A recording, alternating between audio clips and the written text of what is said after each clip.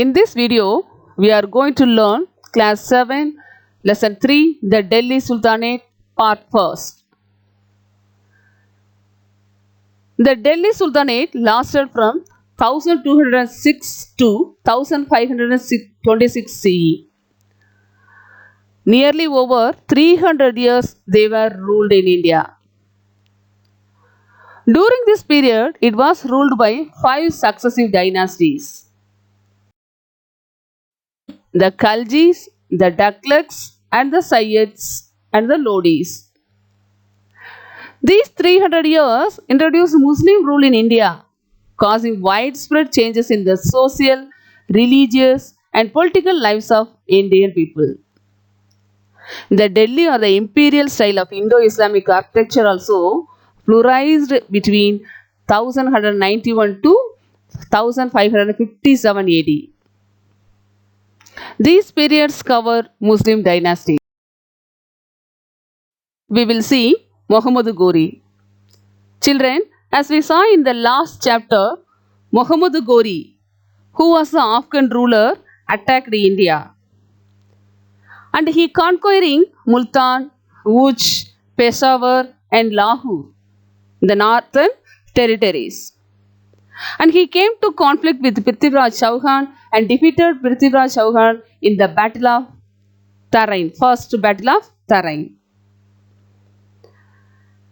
And he returned to Ghazni, leaving his Indian territories in the hands of his general Qutbuddin Aibak.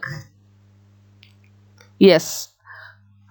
But Ghori was assassinated on his way back in 1206 CE.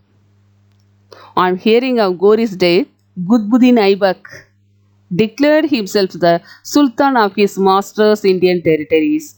Here Sultan means ruler. The state he established came to be called the Delhi Sultanate. Sultan means ruler. The Qutbuddin Aibak declared himself as a sultan, so the Delhi, the region called Delhi Sultanate. The Delhi Sultanate lasted from 1206 to 1526 CE. The period over 300 years during this period. Next, we will see the first dynasty of Delhi Sultanate, the Mamluk dynasty. Qutbuddin Aibak ascended the throne of Delhi in 1206 CE. The dynasty that he established came to be known as the Mamluk. It's mean owned in Arabic. As the dynasty, most of its rulers had started off as slaves. So the dynasty is called Mamluk or slave dynasty. The Qutbuddin Aibak, the famous ruler in this dynasty, Mamluk dynasty. He was an able general who rarely lost a battle. It was under his command that Ghori's army captured the areas between the rivers Yamuna and Ganga and defeated the Rajput king. Next, we will see another one important ruler of this dynasty, Iltutmish. The Qutbuddin Aibak was succeeded by his son-in-law Shamsuddin Iltutmish, who was the greatest warrior of this dynasty. He also managed to fend off an attack by the famous Mongol leader Genghis Khan, who had overrun vast areas of Asia in the short time of span. And the Iltutmish was consolidated his position through a series of battles against the Rajput chiefs and rulers of his Lahore and Sindh. And he nominated his daughter Rashia as the next Sultan of Delhi, as he felt that none of his sons were worthy of the throne. Next, Razia Sultan, daughter of Iltutmish. Razia was a wise and capable queen, and she is one of the women ruler to capture the throne of Delhi. She dressed like a man and rode an elephant while leading her troops. She succeeded in establishing law and order in the empire through tact and diplomacy. However, there was a group of nobles that was unwilling to accept a woman as their sultan.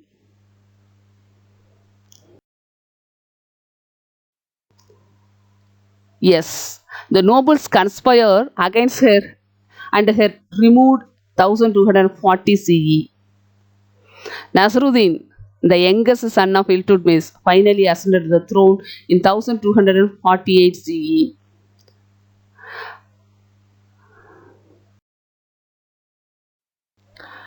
Next, we will see another one important ruler of this dynasty, Balban. Yes, when Nasruddin died in 1266 CE, Balban, the Nasruddin's prime minister, ascended the throne of Delhi. And he inherited an empire with barely any law and order. He was threatened by the Mongols. To bring the situation under control, Balban adopted a policy of blood and iron. It means controlling the people through fear and force. And he broke power in the Chahalgani.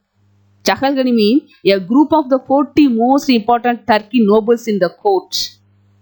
Yes, these nobles are conspired against Russia and were removed in 1240 CE. Okay, he built a strong army and an efficient network of spies. He strengthened the force and established diplomatic ties with the Mongols.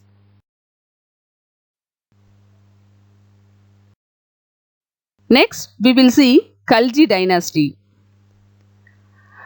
Balban died in 1286 CE. His descendants, however, were weak, and the throne of Delhi passed into the hands of Turco-Afghan family known as the Khaljis. Yes, the main ruler of the Khalji dynasty was Alauddin Khalji. Alauddin was an ambitious man.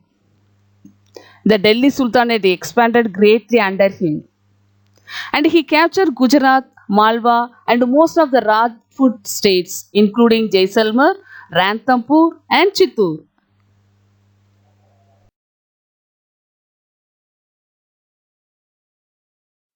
And led by their commander Malik Kafur, Khalji's army turned towards the Deccan and South India. The Alauddin Khalji was a good administrator and a clever ruler, and he gradually brought the empire under his control.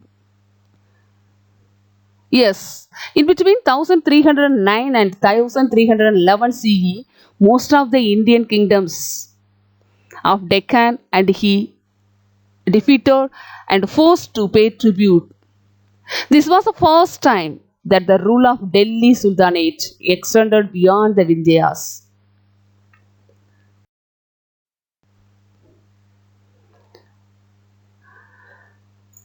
And the following are some of the economic reforms Alauddin employed to prove the efficiency of markets and bring the prices of goods under his control.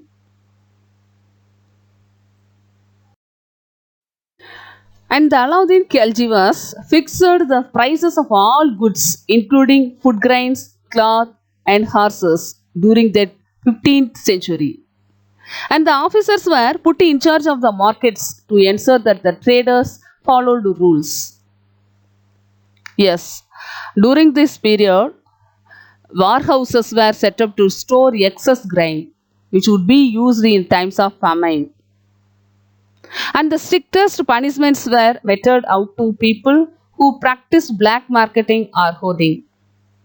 After Khalji's death in 1316 CE, there was a period of Chavos. Yes, the Chavos were captured the throne. Finally, in 1321 CE, the last Khalji ruler was overthrown by Ghiyasuddin Tughlaq. Thus, the Khalji dynasty came to be end. Thank you.